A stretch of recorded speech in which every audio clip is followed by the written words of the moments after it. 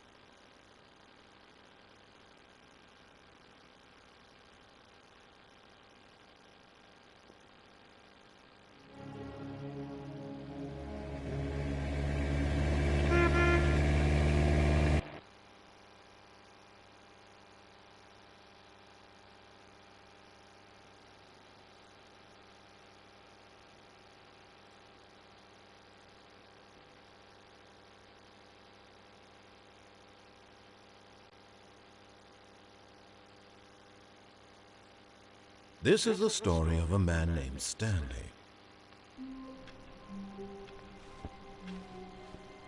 All of his co-workers were gone. What could it mean? Stanley decided to go to the meeting room. Perhaps he had simply missed a memo.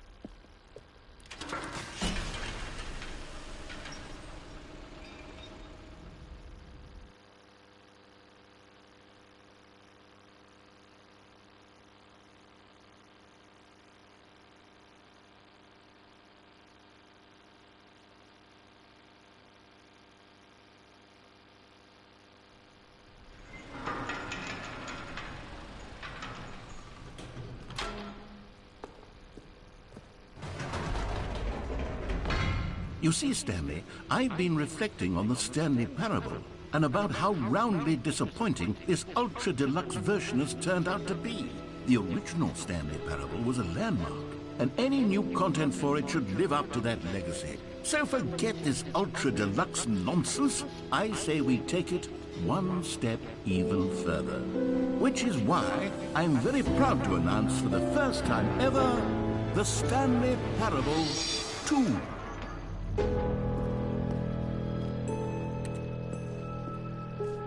Yes, you see, isn't this far superior to a measly port with a few minor additions? Think of all the new territory we'll cover with a fully fledged sequel. An entirely new experience, built from the ground up.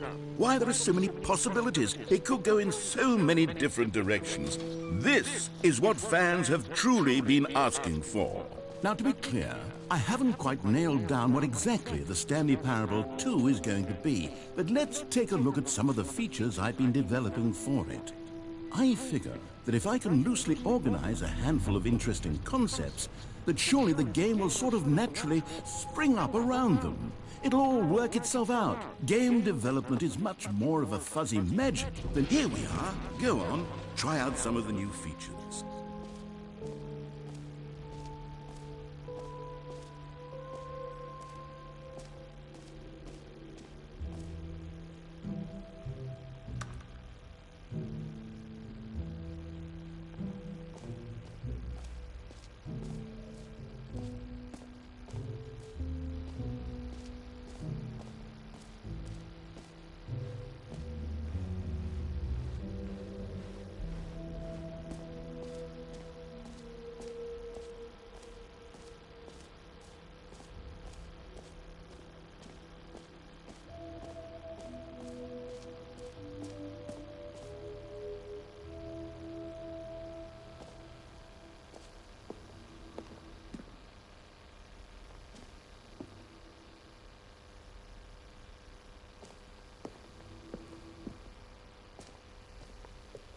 Now, here's something special. You remember that broken test trophy that got left in the game on accident?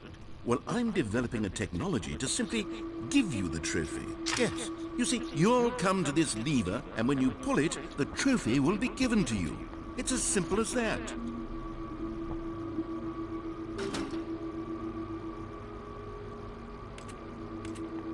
As you can see, the machine is not working yet since... Wait, what in the holy hell is going on? You got the trophy? Why did the machine work? Stanley, I didn't fix it. I didn't do anything to it. I swear, it was broken just a second ago. Who fixed it? Is someone here? Are we being watched? Oh, God. Composure, composure. Yes, as you can see, the machine is working as normal, as I intended. It truly speaks to the awe-inspiring magic of the Stanley Parable 2. Breathe. Just breathe.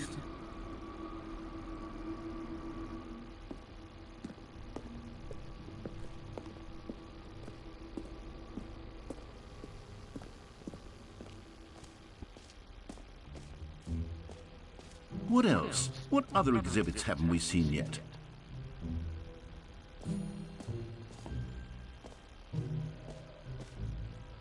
You know what? let's bring the jump circle back for Stanley Parable 2 as well. Oh, wait. You already spent all your jumps the first time we saw the jump circle?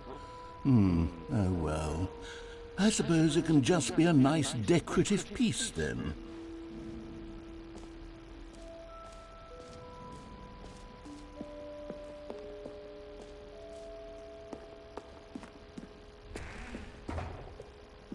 Ah, I can see you've gotten the Settings World Champion trophy. Well done. You've experienced every setting, traveled to all corners of the settings menu. There's nothing you haven't seen. So just for you, in the Stanley Parable 2, I'm including an entirely new setting, something called bumpscosity. What exactly is bumpscosity? Well, I haven't quite figured that part out yet, but I know that you'll be able to adjust it on some sort of slider and that it'll be accessible from the settings menu. We'll sort out the rest of the details later. I hope you're looking forward to trying out every level of bumpscosity in the... Calling it the Stanley Parable 2 is just so much catchier than Ultra Deluxe, don't you think? Ultra Deluxe? What does it even mean? But the Stanley Parable 2, now that's an artistic statement right there. It's future-oriented. It screams progress and innovation and long-term franchising potential.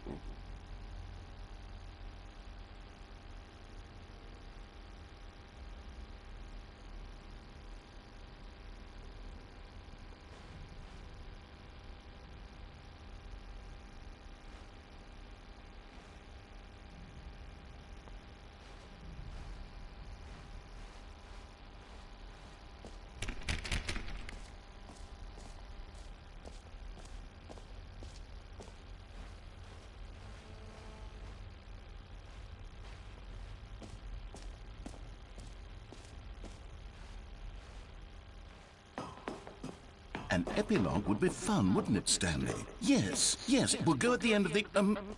well, we'll figure that out later.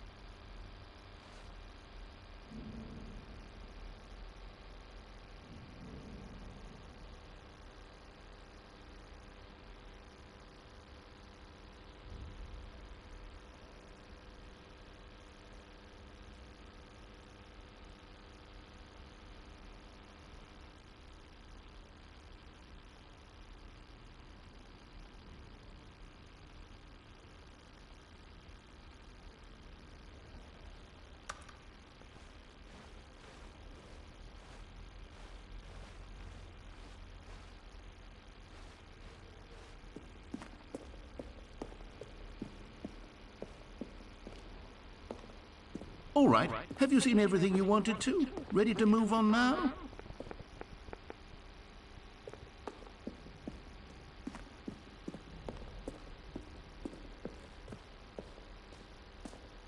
So, Stanley, what do you think? Do you like all of the new features? Yes, I know it's not exactly clear yet how exactly these features will come together as one single coherent video game, but I can feel it in my soul. It's going to work. There's definitely a good game in there somewhere. Say, let's do an experiment.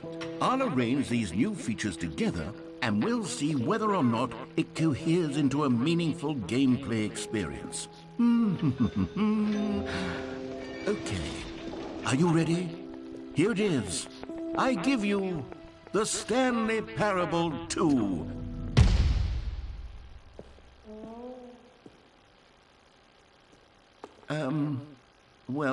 I mean, there's potential here, right? It's sort of... Okay, never mind.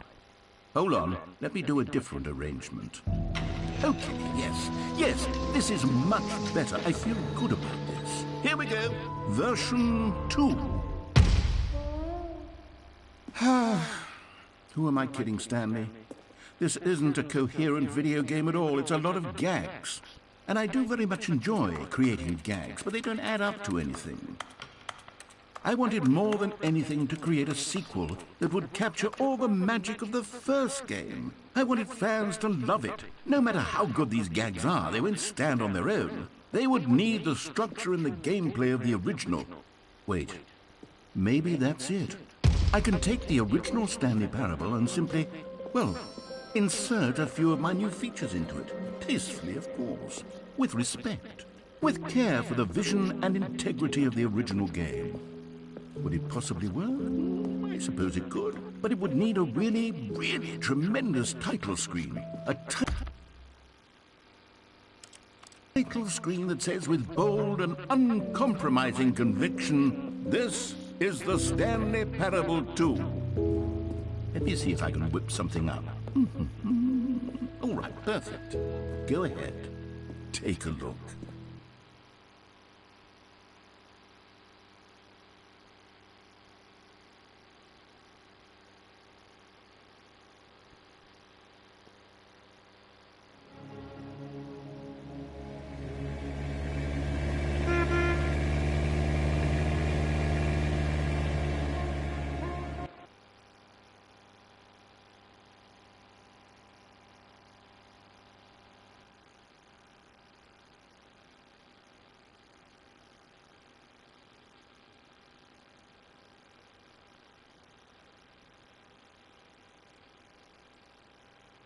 This is the story of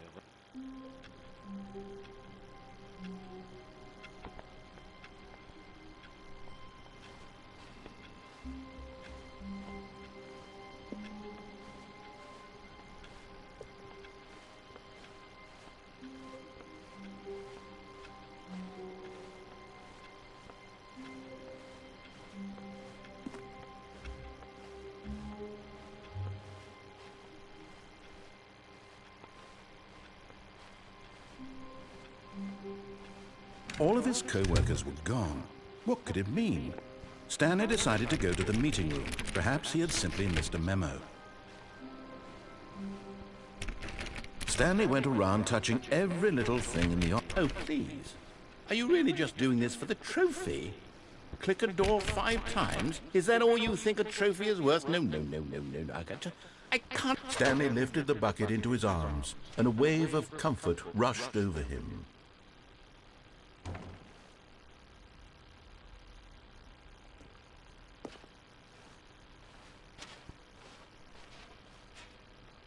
Stanley clutched the bucket tightly to his chest and entered the door on his left. This was not the correct way to the meeting room, but Stanley had felt the bucket calling to him, telling him that the employee lounge was simply the place to be. And here it was. Had the bucket turned out to be correct? Was it? No, never mind. The bucket was wrong. Stanley took the door on his left to go back to the meeting room, and so the two of them detoured through the maintenance section and walked straight ahead to the opposite door.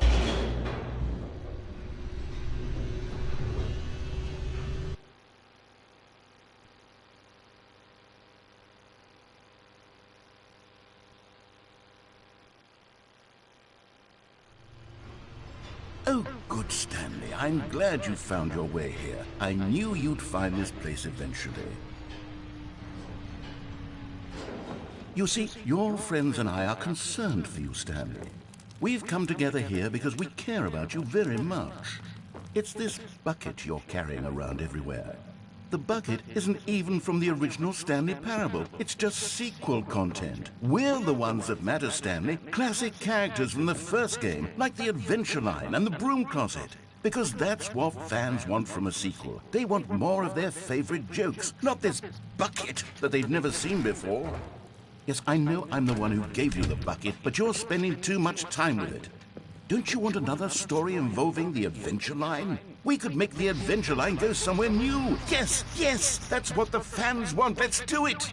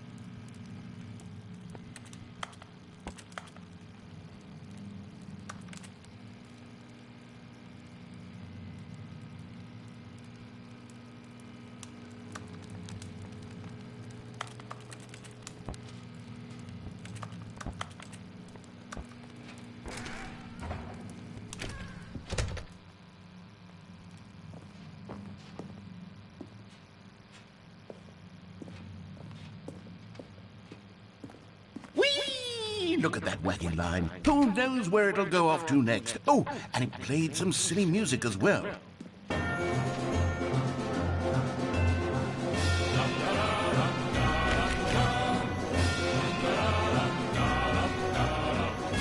Now this is what the Stanley Parable is all about. Don't you remember all those great jokes from the original dialogue? Also, Stanley is addicted to drugs and hookers.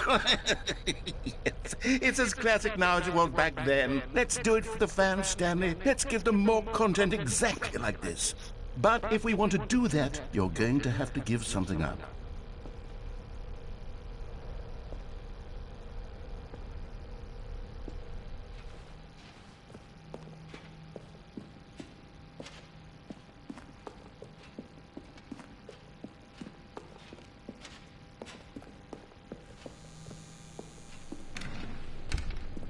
Don't you get it, Stanley? We need to get rid of the bucket. That's why I'm very proud to introduce a brand new character. This is the Bucket Destroyer.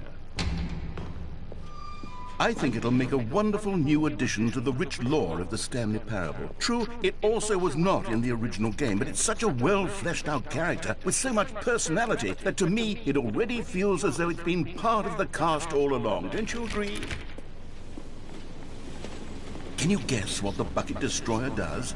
Surely you don't need me to spell it out for you. Go ahead now, Stanley. Say goodbye to the bucket, and then pop it into the machine when you're ready.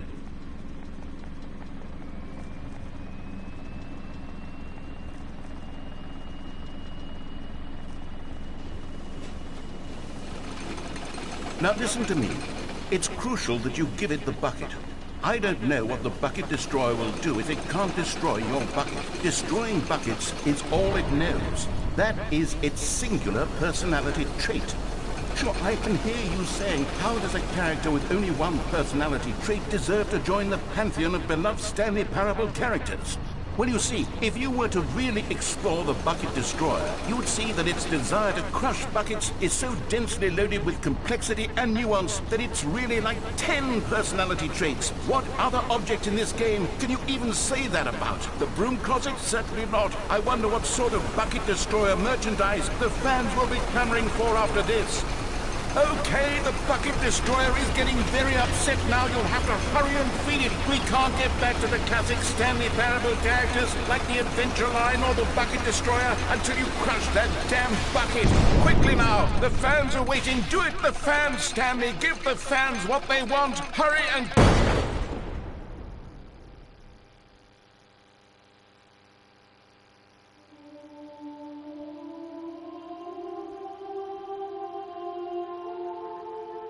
Bucket Destroyer, my prized creation. You had so much potential. We were going to do such marvelous things with you, tell such spellbinding stories about you. All of it squandered now. Goodbye, new friend. For the moment in time that you were here, you were magnificent.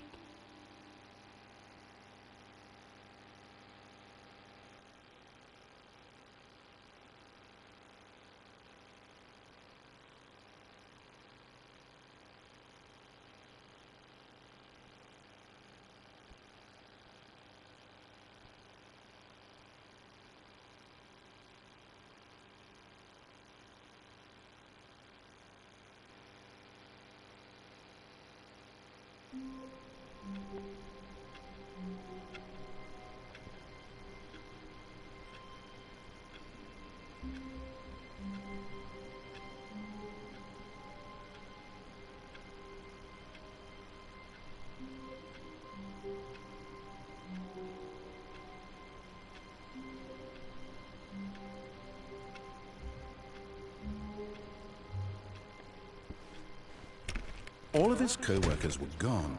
What could it mean? Stanley decided to go to the meeting room. Perhaps the confusion and the chaos all seemed to melt away as Stanley embraced the bucket.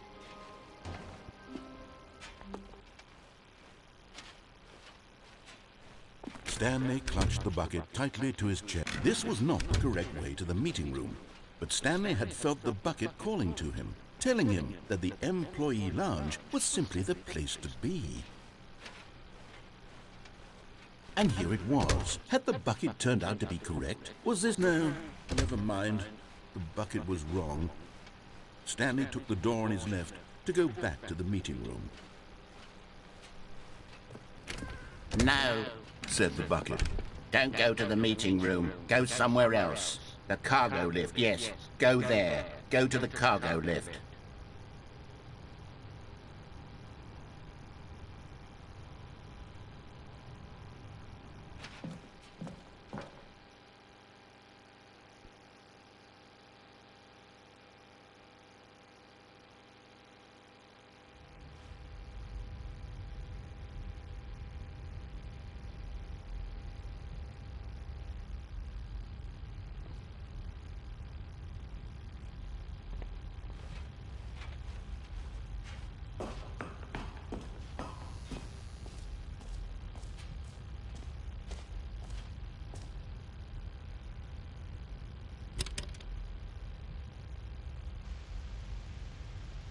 Okay, this is day number 295. Tape number... I don't even know. I've lost track. Nothing feels real anymore. The longer I study this bucket, the less sense anything makes. The sheer euphoria I feel every time I pick it up. No matter how many times I've done it, it's always the same feeling. And the emptiness in my chest when I set it down. It doesn't make sense. There's no explanation for it. I still haven't figured out why I see the world so differently when this bucket is in my arms. Why everything feels so... What do I do with this treasure? I can monetize it. Yes. It's unthinkable the amounts of money people will pay for even just an hour with the bucket. This is my golden ticket. But I have to be careful, because as soon as this gets out, there's going to be a target on my back. Even now, I don't know who might be trying to get me. What's that? Who's there?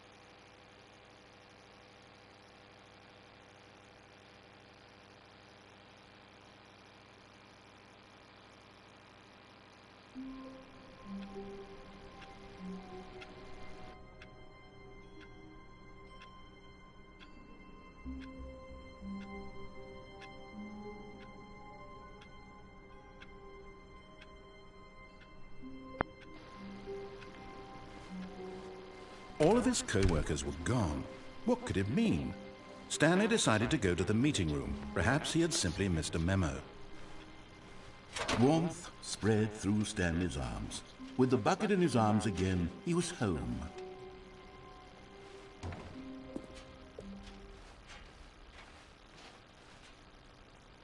Stanley clutched the bucket tightly to his chest and entered the door on his left. This was not the correct way to the meeting room, but Stanley had felt the bucket calling to him, telling him that the employee lounge was simply the place to be. And here it was. Had the bucket turned out to be correct? Was this better than the meeting room? Yes, Stanley thought to himself. Yes, perhaps. No, never mind. The bucket was wrong. Stanley took the door on his left to go back to the meeting room.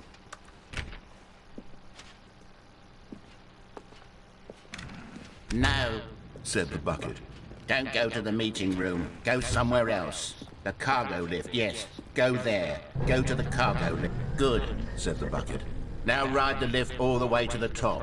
There's something up there I need you to do. Stanley did not question why or how this bucket was speaking to him. It should have alarmed him, of course, because buckets can't talk.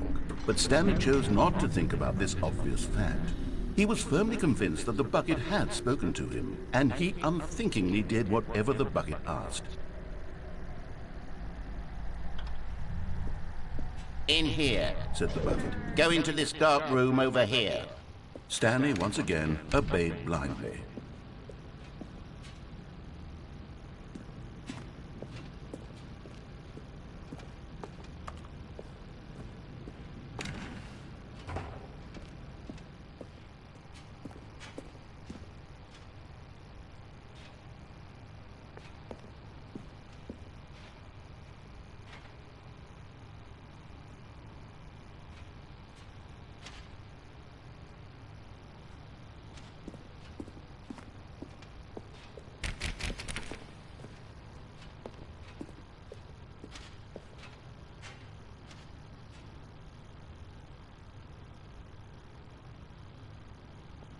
But Stanley feared that any path he walked might lead to the separation of himself and the bucket, his dearest friend.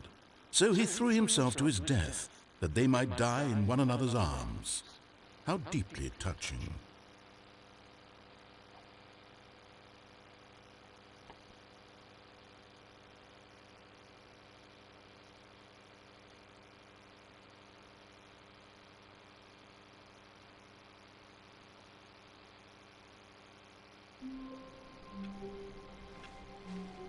All of his co-workers were gone. What could it mean? Stanley decided to go to the meeting room. Perhaps Stanley picked up the bucket and smiled. He'd never be alone again, not truly alone, not with the bucket around. Stanley clutched the bucket tightly to his chest and entered the door on his left.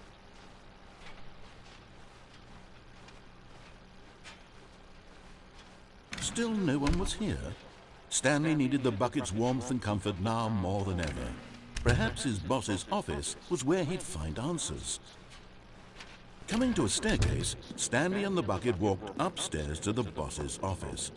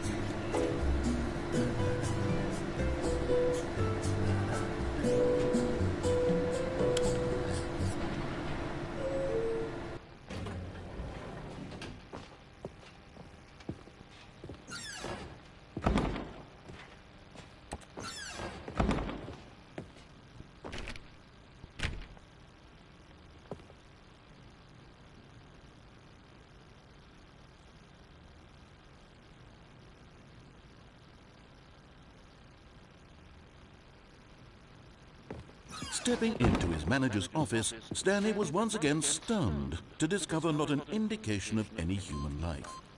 Crushed, the bucket did not react, except perhaps a tiny glow of warmth. Subtle, yes, but an unmistakable spark from somewhere deep within. But Stanley guessed the correct code by sheer luck. Was it that the bucket knew all along? Was the bucket guiding him? Yes, this is certainly the most logical explanation.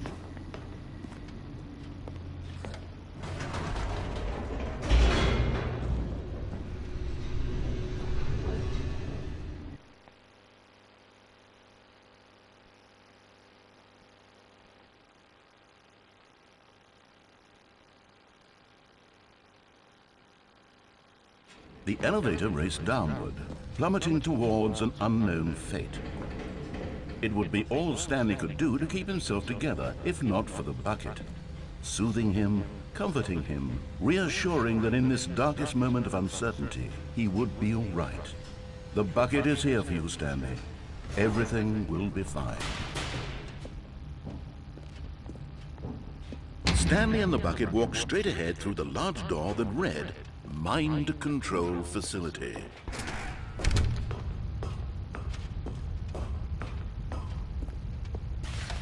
The lights rose on an enormous room packed with television screens.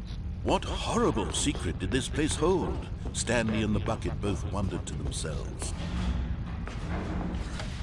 The monitors jumped to life, and Stanley nearly dropped the bucket in shock. Everyone in the office was being videotaped, monitored like guinea pigs. The bucket had never seen anything like this, and it very nearly burst into tears as Stanley cradled it gently, reassuring it that everything would be fine. Was the bucket under the mind control facility's influence as well?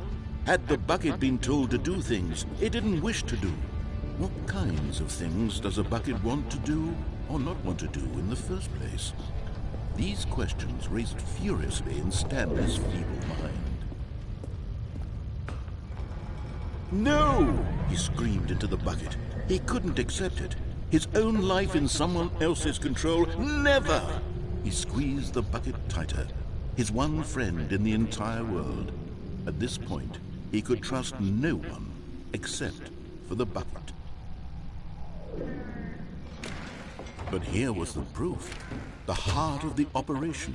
Controls labeled with emotions, happy or sad or content. Walking, eating, working, all of it monitored and commanded from this very place. And as the cold reality of his past began to sink in, Stanley decided that this machinery would never again... But at the last second, the bucket jumped in and pressed the button to turn on the controls. Stanley gasped in horror. Had this been the bucket's plan all along? To take over the machine and claim the power for itself? How could the bucket have betrayed him like this? Stanley was prepared to throw the bucket away in disgust when suddenly an image appeared upon the enormous screen. Birds. Silly, silly birds. The control buttons became active again.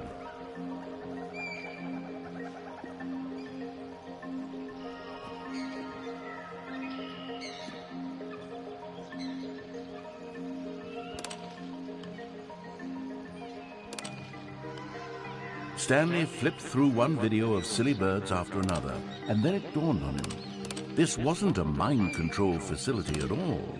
It was a facility for monitoring and surveilling silly birds all over the world. The mind controls were only a facade to disguise its true intentions. Had the bucket known this all along? Stanley marveled at the metal genius in his hands, the one who had pointed him towards this incredible discovery. Stanley and the bucket never found freedom because they spent the rest of their lives here in this place, flipping through live streams of the silliest birds imaginable. Of all the possible paths his life could have taken, this one was surely the best. And Stanley was happy.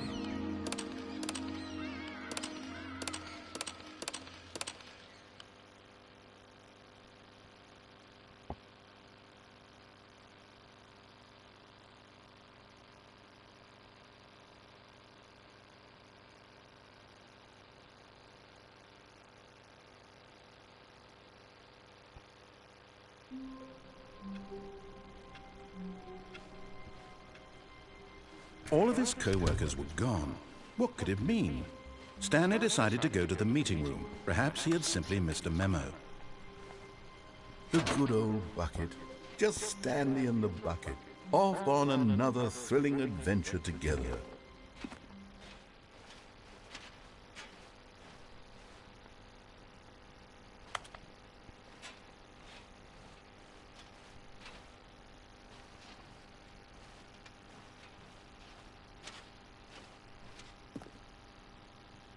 Stanley clutched the bucket tightly to his chest and entered the door on his left.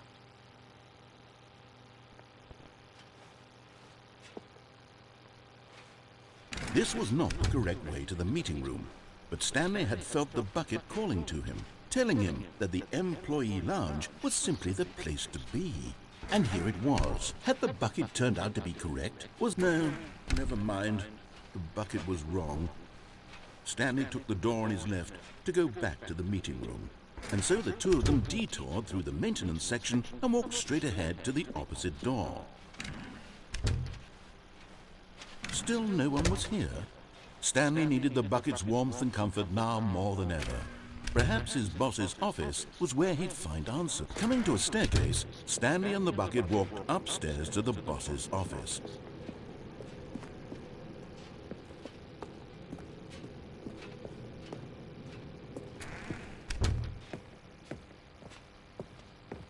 Stepping into his manager's office, Stanley was once again stunned to discover not an indication of any human life.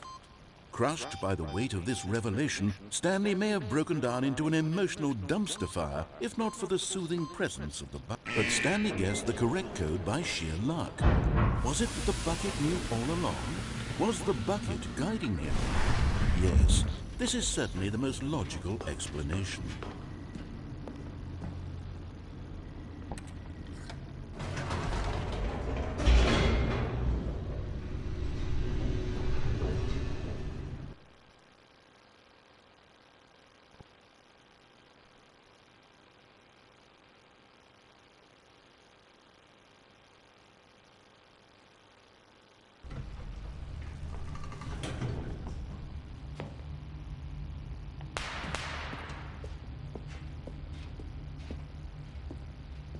Stanley and the bucket walked straight ahead through the large door that read, Mind Control Facility. Although this passageway had the word escape written on it, the truth was that at the end of this hall, Stanley and the bucket would both meet a violent death. The door behind them was not shut. Stanley and the bucket still had every opportunity to turn around and get back on track. At this point, Stanley and the bucket were knowingly walking forward into a very painful death for each of them.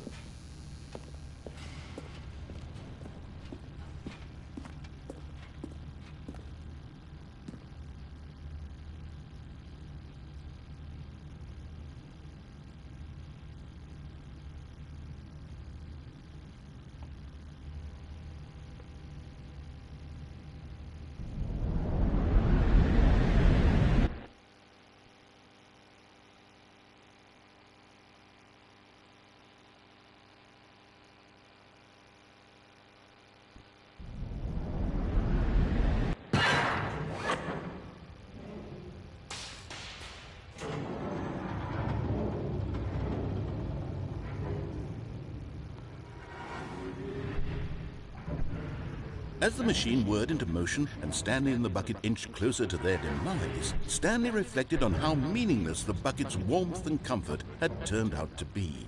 To be sure, it puts the mind and the soul at ease to embrace the bucket, but what use is a sense of ease when you're about to be crushed to death?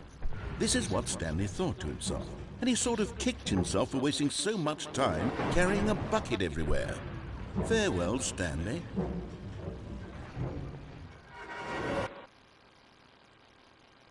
"Farewell, Stanley," cried the narrator, as Stanley and the bucket were led helplessly into the enormous metal jaws. In a single visceral instant, the bucket's life came to an end as it was crushed violently to death.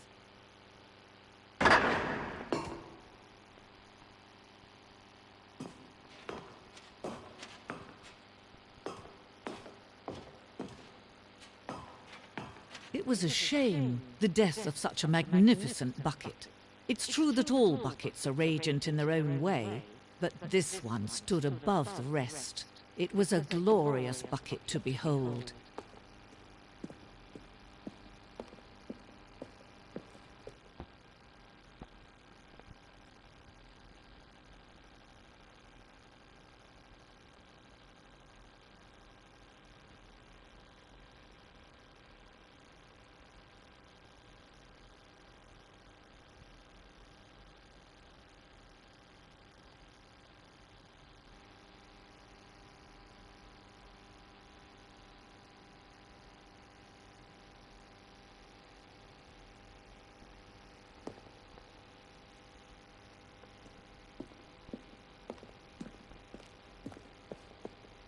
Can you see how arrogant it was for Stanley to take a bucket like this and to claim it for his own? Can you see the hubris that blinded him? Can you see that the bucket is far more noble than Stanley will ever be in his short life?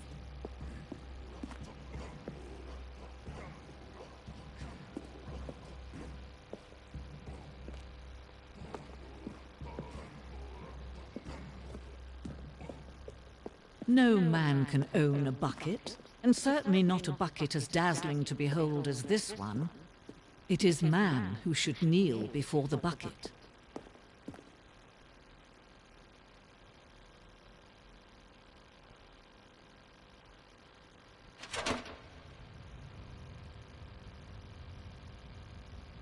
But there is something we can do. Something we can do together, you and I, that will right this terrible wrong.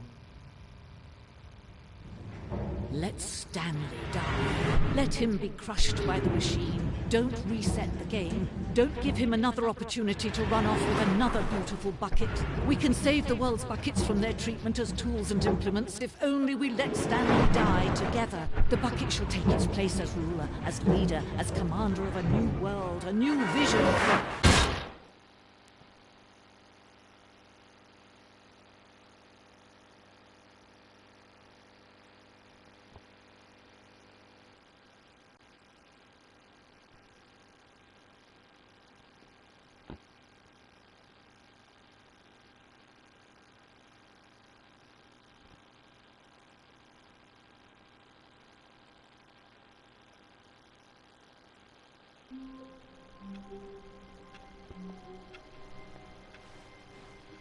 My God, the bumpscosity in here is absolutely overwhelming. 1,000? You people have got to be nuts. How can you stand this much bumpscosity?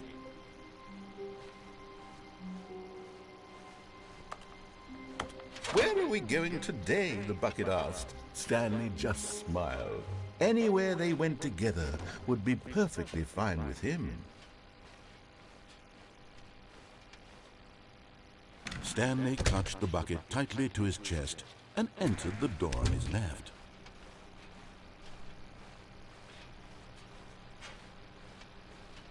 Still no one was here. Stanley needed the bucket's warmth and comfort now more than ever. Perhaps his boss's office was where he'd find out. Coming to a staircase, Stanley and the bucket walked upstairs to the boss's office. But Stanley just couldn't do it. He considered the possibility of facing his boss, admitting he had left his post during work hours. He might be fired for that. And in such a competitive economy, why had he taken that risk? All because he believed everyone had vanished? His boss would think he was crazy. And then, something occurred to Stanley. Maybe, he thought to himself, maybe I am crazy. He looked down at the bucket in his arms. Am I crazy? He asked the bucket. The bucket returned his gaze, but said nothing at all. That's strange, Stanley thought. Usually the bucket is a source of guidance and wisdom for me in difficult times such as these. He held the bucket close, yet felt none of its familiar reassurance and comfort. And that's when Stanley realized, this isn't my bucket. It's just a normal, everyday bucket. Someone else's bucket, perhaps. How did I end up with someone else's bucket? This is all terribly wrong. Surely no good would come from this. Who knows what sorts of bizarre hallucinations Stanley might experience without the psychologically grounding presence of his bucket. And indeed, now he noticed that the rooms were repeating, which was, of course, very odd. And now he felt himself floating off the ground. Oh, gracious, he exclaimed. Without my bucket, I've gone truly mad. Where is it? I must find it. Far off in the distance now, he heard it, calling to him. Stanley! Stanley, it's me, the bucket. Could it truly be? He rushed forward from room to room, passing by one bucket after the next. None of them were his. None of them were his special bucket. Come to me, Stanley. Find me. He had to find the bucket. He had to return to his old friend. It was the only way to truly restore his sanity. And then suddenly, he froze dead in his tracks. He knew where the voice of the bucket had been coming from. The real bucket was inside of him all along. It was incredibly painful. Stanley doubled over in agony and blacked out.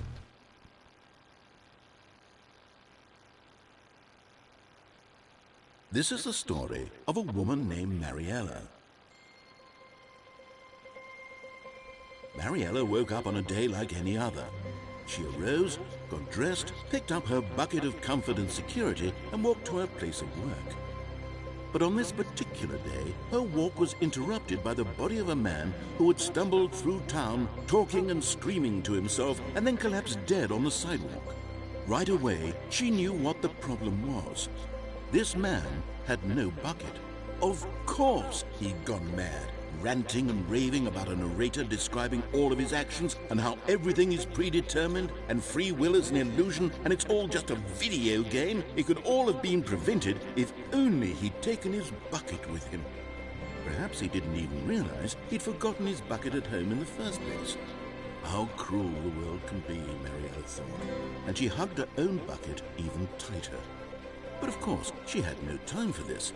There were a myriad of confusing problems she would soon have to confront at work, for which her bucket would provide absolute guidance and total clarity on everything. Heck yes, she thought to herself, my life kicks ass. And she backflipped all the way to work.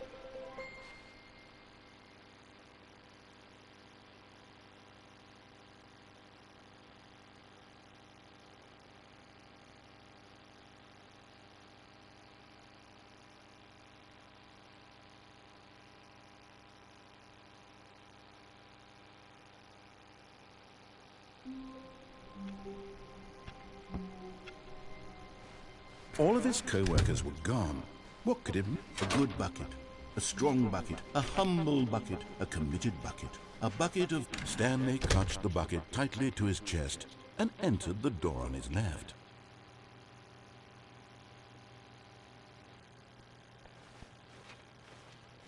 This was not the correct way to the meeting room, but Stanley had felt the bucket calling to him, telling him that the employee lounge was simply the place to be. And here it was. Had the bucket turned out to be correct? Was this better than the meeting room?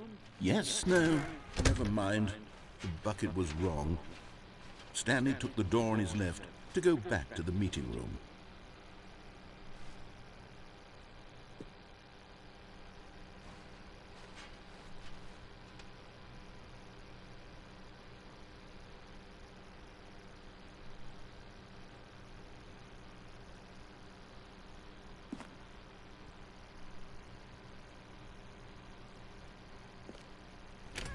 No, Said the bucket.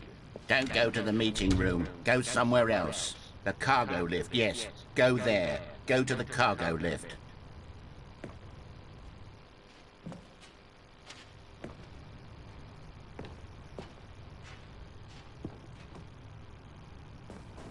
But Stanley feared that any path he walked might lead to the separation of himself and the bucket, his dearest friend.